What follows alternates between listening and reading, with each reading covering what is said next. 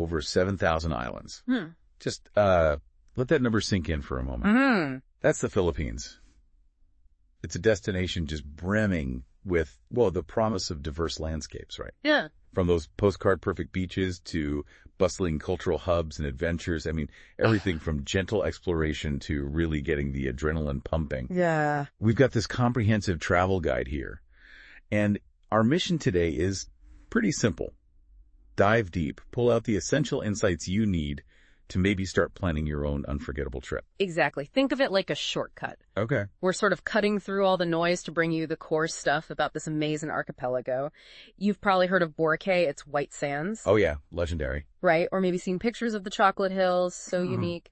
Or you might know about Intramuros in Manila, the history there, and that incredible Puerto Princesa underground river. We'll definitely touch on those. Yeah, we'll cover those, give you a real feel for what makes the Philippines, special. Okay, so let's get right into it. Why the Philippines? Why should someone choose it for their next trip?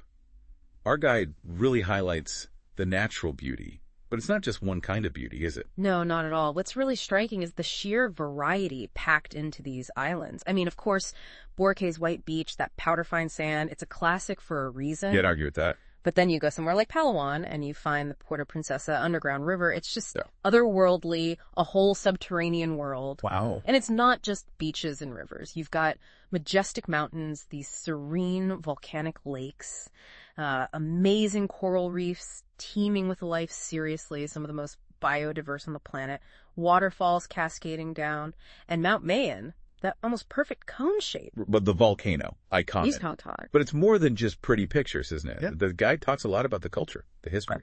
Sounds quite deep and complex. Oh, absolutely. I mean, think about its location. The Philippines has always been this sort of crossroads. Over centuries, you've got indigenous traditions mixing with, heavy Spanish colonial influence, the American period later on, and even earlier interactions with other Asian traders. That was a real blend. It's a total blend. You see it in the historical landmarks, grand old churches right near ancient sites, and the festivals. So many vibrant, colorful festivals throughout the year, each with its own story. It's living history, really. You can just dive in. And what about the people? That often makes or breaks a trip. The guide mentions the warmth, the hospitality, and something really practical. English is widely spoken. Yeah, that's a huge plus for many travelers. That ease of communication, it really lowers the barrier. I can imagine. It comes from history, education, government. But the result is that you can actually connect with people easily. It simplifies logistics, sure, but it also just makes it nicer, Asking for directions, getting advice. Makes sense. And Filipinos are genuinely known for being warm and friendly. People consistently say it's a highlight of their trip. You feel welcome. Okay, you've definitely got my interest piqued. So where do we start? The guide points to some top spots. And Boracay, well, it always seems to come up first. It does, and its popularity holds up. It's got that quintessential island vibe. White beach, like we said, the sand is unbelievably soft. The atmosphere can be lively, especially evenings, but also relaxed. It's something for everyone, maybe. Kind of. And the guide mentions Puka Shell Beach, too, if you want something a bit quieter. Plus, all the water activities, parasailing, kite surfing if you're adventurous, or just a nice sunset sail. Lots to do. Then there's Palawan. They call it the last frontier.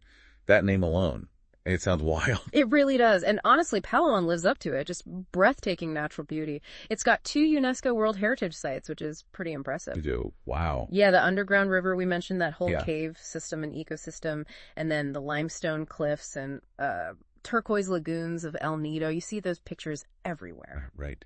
El Nido. Exactly. And if you're into diving, Course has amazing shipwreck dives, plus the Tubataha Reefs Natural Park, which is this protected marine sanctuary.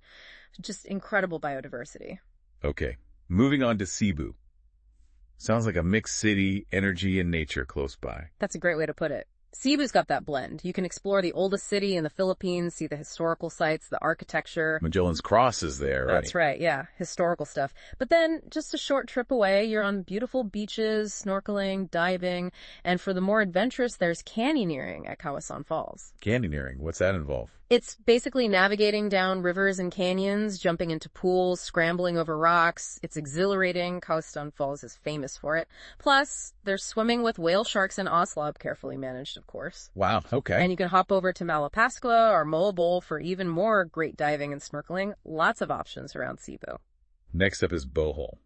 And the first thing that comes to mind are those chocolate hills. Yeah. They look unreal. They really do. They're Bohol's most famous feature. Thousands of these weirdly symmetrical cone-shaped hills. They turn brown in the dry season, hence the name. Chocolate Hills for Exactly. Geologists debate how they formed, but they're fascinating. And Bohol isn't just the hills. You can see tarsiers, tiny little primates, world's smallest, with huge eyes. Oh, I've seen pictures. They're incredible. Aren't they? You can take a relaxing cruise down the Lobok River, often with lunch on a floating restaurant. And Panglao Island nearby has great beaches, dolphin washing, snorkeling. Bohol's got a nice mix, too. Now, for something completely different, the guide suggests Baguio and the Cordilleras. Sounds like a mountain escape. Cooler air. It is, yeah. A total contrast to the coasts. High up in the mountains, Baguio's got this cool climate. They call it the summer capital. Ah, so people escape the heat there. Precisely. It's got pine-scented air, a really vibrant art scene, its own unique food, and the surrounding Cordillera region. Wow. The Binoy rice terraces? The rice terraces, yes. Ancient engineering marvels. Absolutely. Built by indigenous communities centuries ago. You've also got Sagara nearby, known for its hanging coffins tradition. Hanging coffins. Yeah, an ancient burial practice you can still see there. Plus strawberry farms, little art villages. It's a really culturally rich, beautiful mountain region. And finally, Manila. Yeah. The capital. Often seen as just a gateway, but the guide says there's more to it. For sure. I mean, yeah, it's where most international flights land, but it's a really dynamic city. Lots of history, lots of modern energy, exploring Intramuros, the old walled city. Inside Manila. Yeah, right in the heart of it. With Fort Santiago, it really takes you back to the Spanish colonial era. There's Rizal Park, a huge green space, and great museums. The National Museum Complex, Ayala Museum for Art, History, Culture. So worth spending some time there, not just flying through. Definitely. Plus, great food, amazing shopping. It's a proper bustling metropolis with a lot to offer. Now, all this exploring sounds fantastic, but let's talk practicalities. Yeah. When's the best time to actually, book a trip? Okay, yeah, good question. The guide is pretty clear. The dry season is generally the best. That runs from about December through to May. December to May, got it. During those months, you're more likely to get sunny days, calmer seas, just ideal for beaches and outdoor stuff, basically. Makes sense, more reliable weather. Exactly. But the guide also points out the shoulder months, June and November, can be a good option too. Why is that? Well, potentially fewer crowds, maybe slightly lower prices sometimes, especially if you book ahead. You might get a bit more rain, but it's often short bursts. Just always good to check specific forecasts for where you're going, as weather can vary regionally. Right, okay, good tip. And speaking of booking, our guide mentions a platform, FlightNHotels.com. What's the advantage there for planning a Philippines trip? Well, the main thing is convenience, really. It pulls together flight prices from different airlines, compares them in real time. Same for hotels, resorts. Gives you a wide range of options. It's like a one-stop shop. Sort of, yeah. For comparing and booking. It also covers car rentals, both for getting there internationally and for domestic travel, like driving around an island.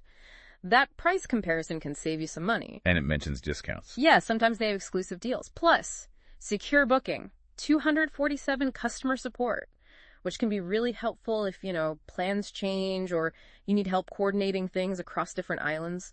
That 24/7 support sounds useful for time zone differences, too. Now, car rentals. Yeah. Is that actually practical for getting around? The guide suggests it is, yeah.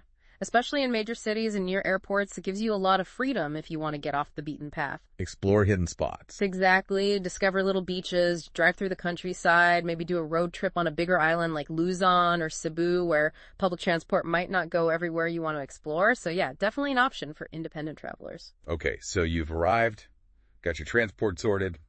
Time for the fun part. Yeah. Food. The guide mentions some must-try dishes. What should be on our list? Oh, Filipino food is fantastic. You absolutely have to try adobo. It's kind of the unofficial national dish. Adobo, right. What is it exactly? Usually chicken or pork, braised in vinegar, soy sauce, garlic, peppercorns. It's savory, tangy, delicious, and every family has their own recipe, loads of variations. Sounds good. What else? Lechon, the whole roasted pig. Yeah. Crispy skin. It's a celebration food, really special if you get to try it. Okay, maybe for a special occasion. Definitely. Then there's sinigang. It's a sour soup, usually tamarind-based.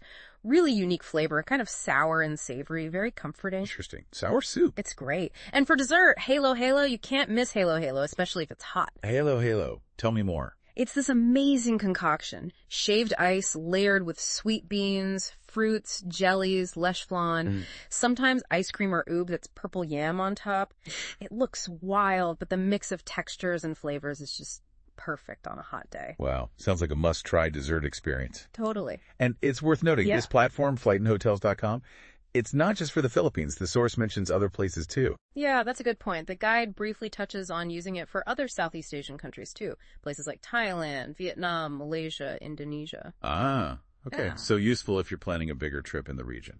Exactly. It could be a handy tool to compare and book flights or hotels across multiple countries if you're doing a Southeast Asia tour. Right. So, as we wrap up this deep dive, what are the main things people should take away if they're dreaming about the Philippines? I think the biggest thing is the sheer diversity. Truly, there's something for almost everyone. Whether you want those picture-perfect beaches and nightlife, or you're into history and culture, or maybe seeking adventure and incredible nature, the Philippines delivers. So much variety in one place. Exactly. We talked about the amazing natural landscapes, beaches, mountains, reefs, rivers, the unique appeal of places like Palawan, Bohol, the Cordilleras, and hopefully the practical info on when to go and how to plan using resources like FlightNHotels.com is helpful too. It really does sound like whether your ideal trip involves relaxing on sand, diving into vibrant waters, hiking ancient terraces, or just soaking up city energy, you can find it there. You absolutely can. And don't forget the Filipino hospitality and the ease of English communication.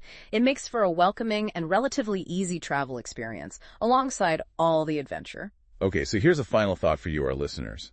With over 7,000 islands, each potentially holding its own unique charm, its own undiscovered corners, what hidden gem in the Philippines might be waiting to become your next unforgettable adventure? Maybe it's time to look beyond the main highlights and find your own piece of paradise.